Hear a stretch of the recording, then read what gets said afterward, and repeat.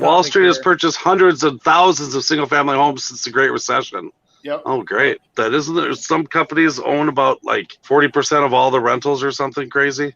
Oh, okay. Since the early 2010s, Tricon, Progress Residential, American Homes for Rent, Invitation Homes, that was big in Minnesota, by the way. By 2030, the institutions may hold some $7.6 million homes. Wow. Or 40% of all single-family rentals on the market. Yeah, of the rentals that are being held. And I think there's concentrations of those. I know that, remember, Chris, it was 2012. You and I were sitting there, and we were kind of coming out of the abyss of that housing crisis. Yep. And we got a report that came in that talked about how 20% of the 22%, I think it was, of the purchases in the Twin Cities metro were made by investors or institutional buyers, like those individuals. That I remember us talking about that.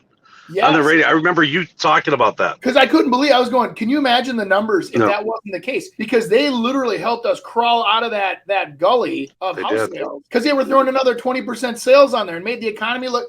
I don't know what the big hidden secret is there other than, hey, America is a great place to invest. You see people from all over the world trying to buy American companies. They're trying to buy farmland. They're trying to buy houses here. It works. And so it's stable. It's probably just one more attempt at stabilizing an investment portfolio. But I don't know, maybe there's something bigger to it that I'm not seeing. Totally. I wonder how many, remember, Andy, some of those programs where they would sell them back to people on like rent to owns. I wonder how many people actually took advantage of that. You know, I used to own a bunch of rental properties, and most of them, I'd say 90% of them, I did rent to owns on them.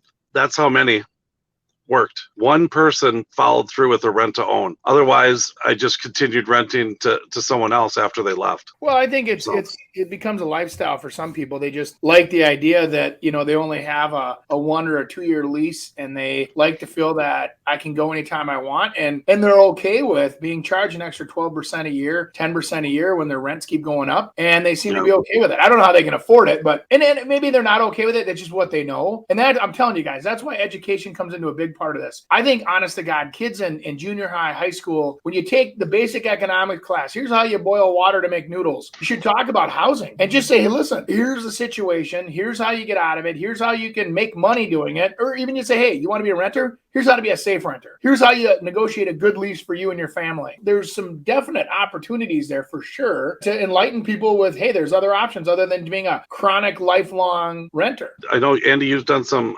classes at the local high school, but I used to do that too. They used to have a course, and then they got rid of it. And one of it was home ownership and understanding it. I remember talking a lot about the foreclosure market because that's what interested people. Oh, we could make money that way. But at the time, many of them were going through the foreclosure process, and they had no idea what was happening. So that was kind of neat. I've sold a couple houses to those kids since, which is really interesting. Well, and Chris, they say that that's what's inspired a lot of these millennials that to be better buyers. They've talked about how they witnessed, you know, somebody in their family, a friend, their own parents losing their own house in foreclosure, and learning from that, and actually when they're applying their, you know, income and job and housing